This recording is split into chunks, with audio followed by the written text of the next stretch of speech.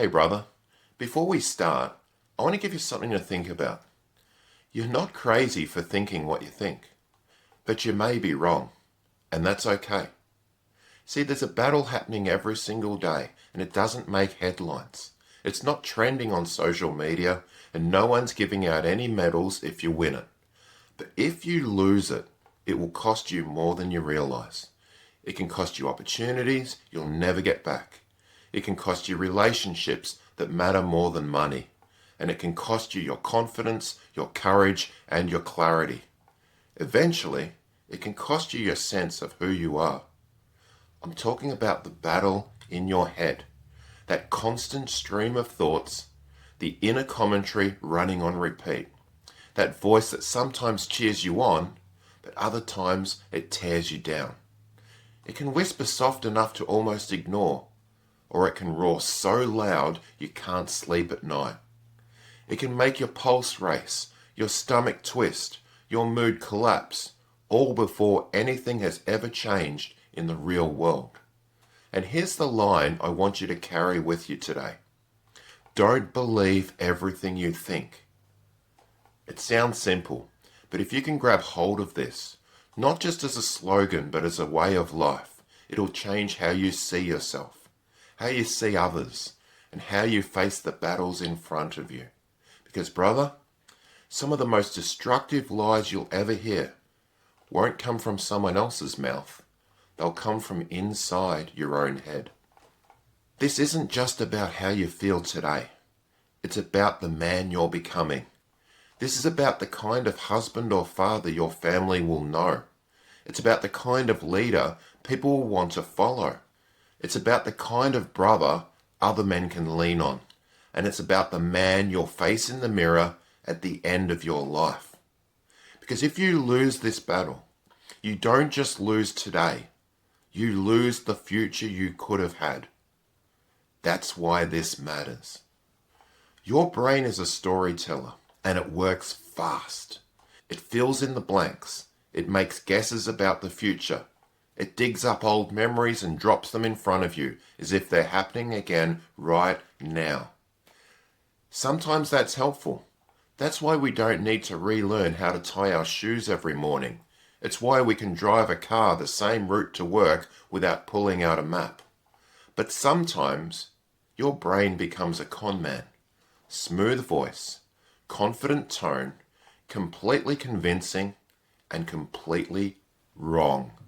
And if you don't slow down that process, you'll let a smooth talking lie steer your life like it owns the wheel. That's why we're here today. Not just to notice our thoughts, but to test them. Not just to listen to them, but to challenge them. Not just to live with them, but to take back authority over which ones get to stay. So why do thoughts feel like the truth? Because they're using your voice. They don't sound like a stranger breaking in. They sound like you. Calm, familiar, convincing. And as men, we're wired to trust what's familiar. If you've been thinking something long enough, you stop questioning it. You stop challenging it. It becomes background music you don't even notice anymore. And here's the danger of that. Just because a thought is familiar doesn't mean it's true. Don't mistake repetition for truth. Don't confuse a familiar thought with a trustworthy one. Picture this. You're 15. Big game. The moment comes and you choke. Everyone sees it. Some laugh, some shake their heads. And in that moment a thought is born. I choke when it matters. Fast forward 20 years, your boss asks you to lead a presentation. And guess who shows up? That same old thought, strolling in confident as ever. Careful, you choke when it matters. Different time, different stage, different stakes, but same old lie, still running the show. Brother, how many men are still being haunted today by something that happened 20 years ago? Maybe it wasn't failure. Maybe it was labels. You're the academic one, not the leader. You're the quiet one, not the confident one. You're practical, not visionary. Not cruel, not loud, but absorbed. Years later, you're invited to step up, and before you even process the opportunity, the thought cuts in line. That's not me. I'm not that guy. Brother, how many doors stay closed? Not because a man couldn't walk through them, but because his own thoughts locked the handle. Or maybe you started something once, a business, a project, a dream. It didn't work. It failed. And the thought settled in. I'm not cut out for this. So years later, when opportunity knocks again, you don't even rise to open the door. Not because you can't, but because you're terrified of proving yourself right again. Brother, failure is an event. It's not an identity. But if you don't challenge the thought, it becomes both. Here's the danger. The more often you think something, the less evidence it needs. It just feels true. And once it feels true, it starts shaping the way you live. Proverbs says, as a man thinks in his heart, so is he. Your thoughts don't just float around harmlessly. They steer the ship of your life. So if your thought is a lie, you've just handed the wheel to a captain that's going to run you into rocks. You've got to stop letting every thought that walks in the door become the author of your story. And this isn't just internal, it's cultural too. Men carry a weight that often goes unspoken. Never show weakness. Always have the answer. Don't let them see you sweat. But if you're carrying those rules, it feels almost impossible to admit, I might be wrong about what I'm thinking right now. But here's the truth. Strength isn't stubbornly believing everything you think. Strength is having the courage to test what you think and challenge yourself to rise above the old soundtrack that's been playing too long. Every man I've ever met wrestles with this truth. Our brains play dirty tricks on us. You don't always see things clearly, you don't always judge situations fairly, and you don't always tell yourself the truth. Your brain takes shortcuts to make sense of the world. They can be helpful sometimes, but those shortcuts often bend reality. They twist it, they distort it. And here's the kicker. These distortions sound just like your own voice. That's why they're so convincing. So today, I want to walk you through some of the most common distortions men face. Not so you can just nod and say, yeah, I've done that, but so you can spot them in real time. So you can name them, challenge them, and strip them of their power. Distortion number 1, black and white thinking. Everything's either perfect or worthless. You're either the best or a complete failure. There's no middle ground. You crush 90% of a project. People compliment you. You made one mistake. That mistake becomes the headline in your mind. I blew it. Brother, that's black and white thinking. It robs you of growth because it tells you that unless you're flawless, you're worthless. And here's the truth. Life doesn't work in black and white. Life is lived in the grey. Growth is found in the middle. The truth is, it's not about flawless, it's about forward. So stop demanding perfection of yourself. Start demanding progress. Distortion number 2, catastrophizing. This is when your brain leaps straight to worst case scenario. Your boss puts a meeting in your calendar. Immediately, your chest tightens. This is it. I'm done. I'm getting fired. But when you actually walk in, he just wanted to clarify a project detail or offer a promotion. Catastrophizing makes every shadow look like a monster. It convinces you to panic before you even step into the ring. Here's the truth. Most storms never land where you are. Most problems are smaller than your fear makes them. Most meetings are just meetings. So stop rehearsing disaster. Start preparing for victory. Distortion number 3, mind reading. You assume you know what other people are thinking, but you don't. Example, you text a friend. He doesn't reply. Your brain whispers, he's ignoring me. What have I done? But maybe he's driving. Maybe he's busy. Maybe his phone died. Mind reading writes a story without evidence. And those stories usually make you the villain or the victim. Here's the truth. Life works better when you check your assumptions.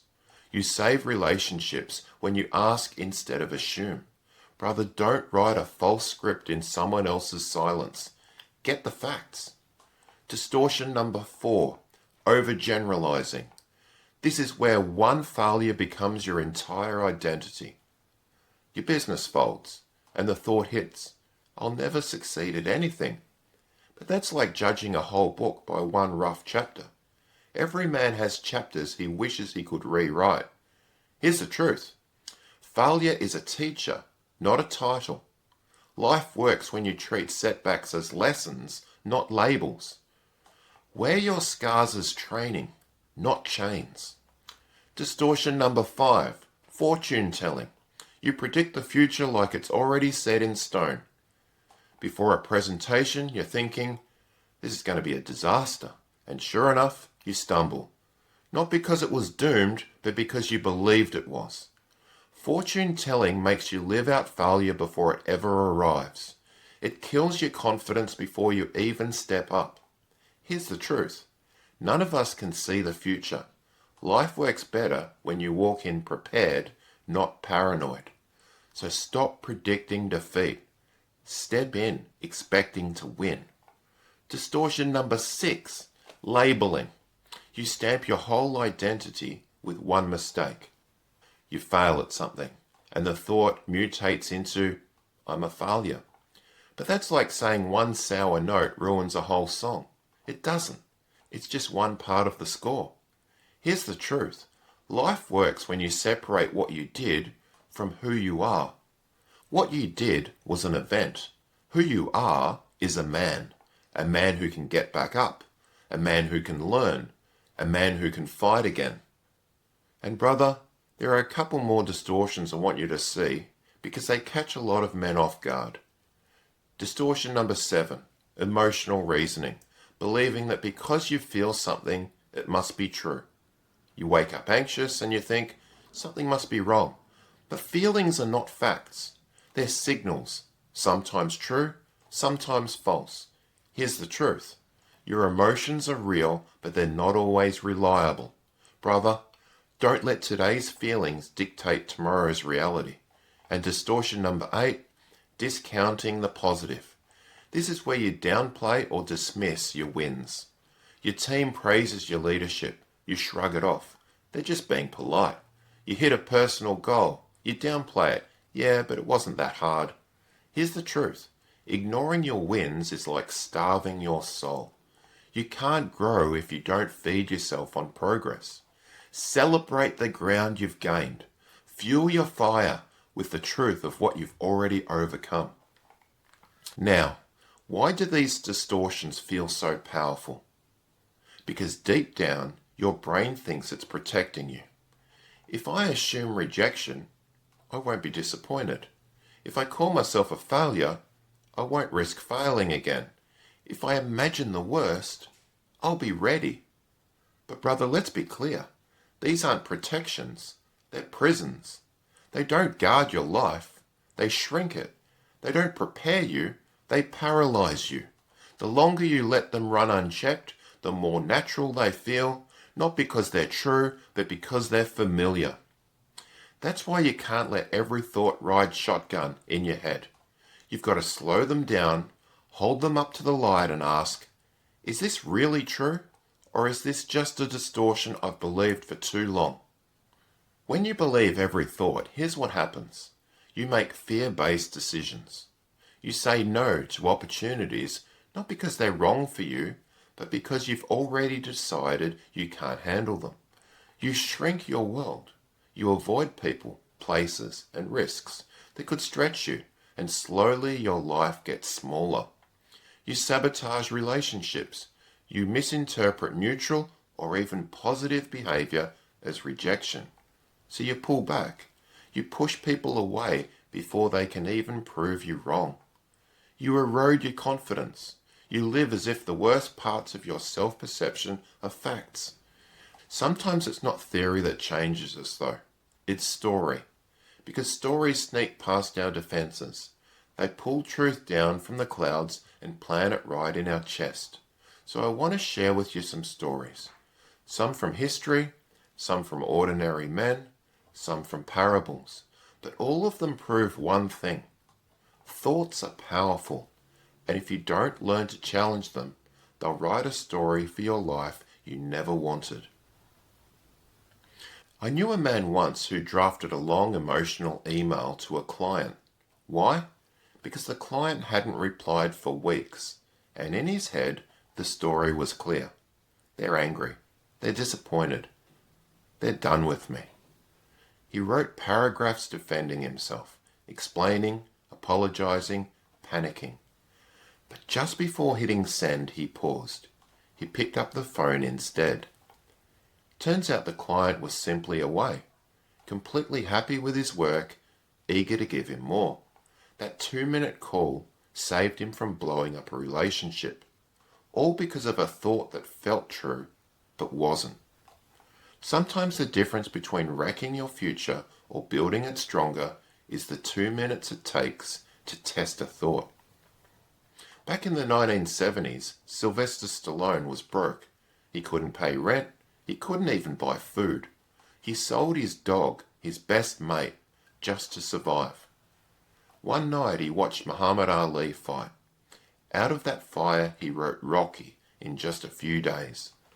But when he tried to sell the script, studio after studio turned him down. Some offered good money, but only if someone else played the lead. That's when the thoughts came swinging. Maybe I'm not good enough. Maybe I should just take the money. Maybe this dream isn't worth starving for. The pressure was crushing. He almost gave in. But then Stallone made a decision. If I sell this script and don't play Rocky, I'll regret it the rest of my life. So he held on. One studio finally agreed. The film went on to win 3 Academy Awards, and it launched his career. But think about this.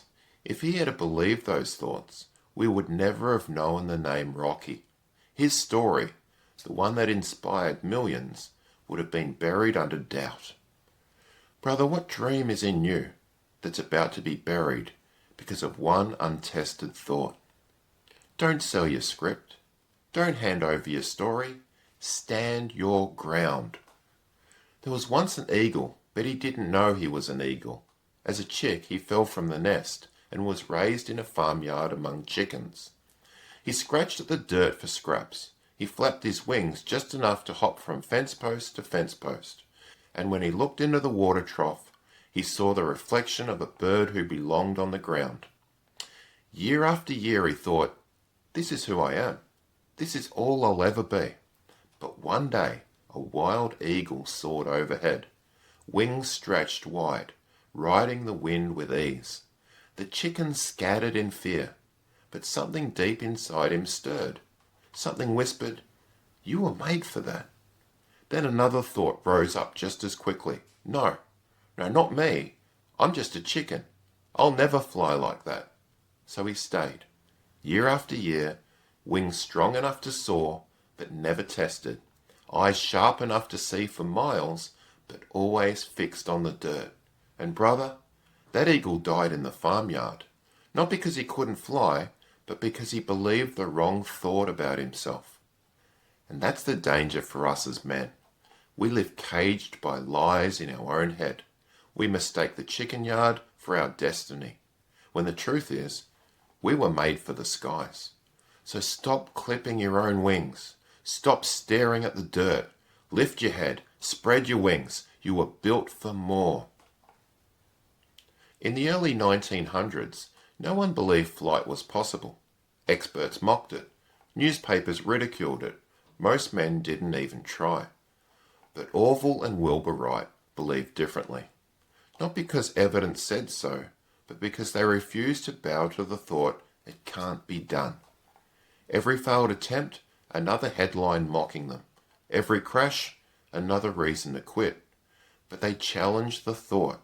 They kept testing, kept refining, kept pushing. And in 1903, at Kitty Hawk, the impossible happened. Man flew.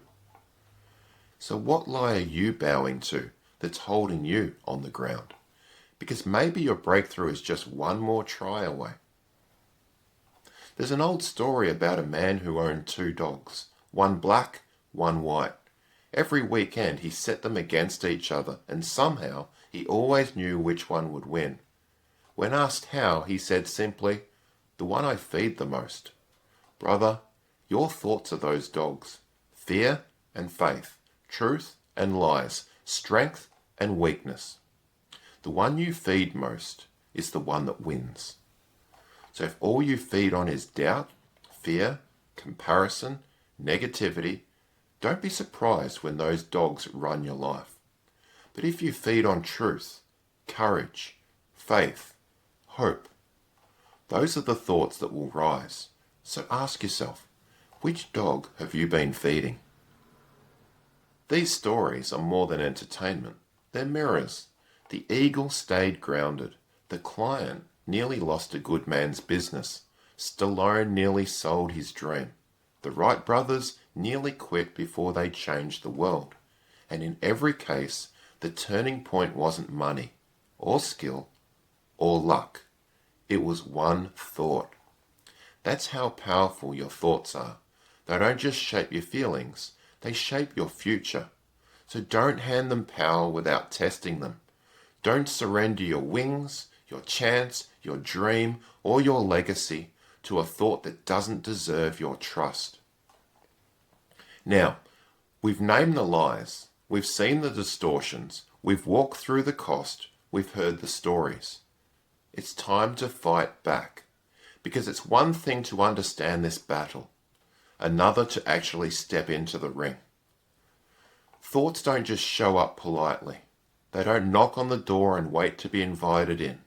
They come swinging. Fear jabs, shame hooks, comparison throws uppercuts, and before you know it, you're reeling from punches that should never have landed. But brother, hear me. You don't have to be the punching bag. You've got counterpunches. You've got weapons. And today, I want to put them in your hands. Here's a challenge for you. Not advice, not a nice idea, a challenge. 7 days, 7 rounds, a boot camp for your mind. Every time a strong thought hits you, don't just carry it, catch it. Write it down. Step number 1, catch it. Don't let it just circle around in your head like a vulture. Grab it, put it on paper. Step number 2, name it. Is it fear? Is it doubt? Is it comparison? Pressure? Shame? Label it. When you name the thought, you shrink its power. It goes from being reality to just a voice. Step number 3, sort it. Ask yourself, is this a fact I can prove or just an assumption I'm treating like truth? Facts stand, assumptions bend, and most of the thoughts that bully you, they're just assumptions dressed up as facts. Step number 4, test it, push back. Ask yourself, what else could be true? What evidence do I really have? 9 times out of 10, the thought will crumble under questioning. It only had power because you never put it on trial. Step number 5, reframe it. Don't just pull weeds, plant seeds. If the thought says I'm a failure, you reframe it to I failed, but I'm learning and I'm not done yet. If the thought says she's out of my league, you reframe it. I have value, I'm worth knowing, and rejection isn't the end of me. If the thought says this is going to end in disaster, you reframe it. I don't know how this will go, but I can walk in prepared, not paranoid. This isn't flattery, it's fairness. It's speaking truth where lies once lived. And then comes the last step. Step 6, act on it. Take one small step that lines up with the new thought, because nothing kills a lie faster than action. Let me give you a picture. A man wakes up with a thought. You're falling behind. Everyone else is ahead. Normally, he'd let it ruin his day, but this time, he writes it down. Catch it. Name it. Comparison. Sort it. Not a fact, just a feeling. Test it. What else could be true?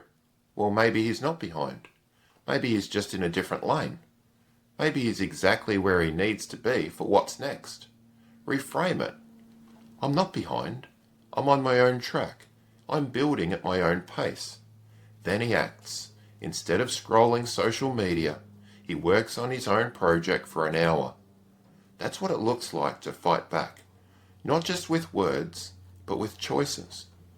Brother, you can't think strong thoughts if you're feeding on weak input. You can't expect clarity if all you consume is chaos. So let me ask, what are you feeding your mind? If it's constant outrage from the news, don't be surprised when your thoughts lean anxious. If it's endless comparison on social media, don't be surprised when your thoughts lean insecure. If it's toxic conversations, don't be surprised when your thoughts lean cynical. Think of your mind like the front gate of your home. If you wouldn't let a toxic person live in your house, don't let toxic input live in your head. Choose better fuel. Start your day with truth, not chaos. A good book, prayer, a walk, uplifting music. Don't starve your soul and wonder why you feel weak.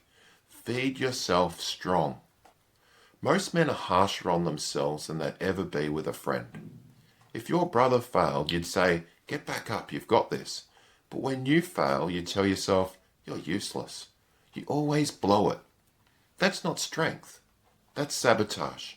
Self-talk isn't about flattery. It's about fairness. It's about telling yourself the truth. So here's the rule. If you wouldn't say it to your brother, don't say it to yourself. How different would your life look if you stopped bowing to every dark thought? What if you grab those lies, flip them upside down and replace them with truth that builds instead of breaks? Think about it. Your relationships would feel lighter. Your purpose would burn brighter. Your future would no longer be dictated by fear, but by a man you've chosen to become. This, right here, is your turning point. Your thoughts don't get the last word. You do. So brother, hear me. You're not your thoughts. You're the one who chooses which thoughts get to stay. So today, decide. Decide to silence the lies.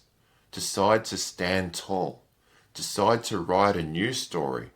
Because when you change your thoughts, you change your life. And when you change your life, you change your world. So stand up. Your mind is a battlefield. And today, you fight to win. If this spoke to you, take a moment right now. Like this video. Subscribe. Hit the bell icon. It helps more men find this space. Men who need to know they're not alone in the battles of the mind. What's one lie you're ready to call out today? Drop it in the comments. Your honesty might give another brother the courage to do the same.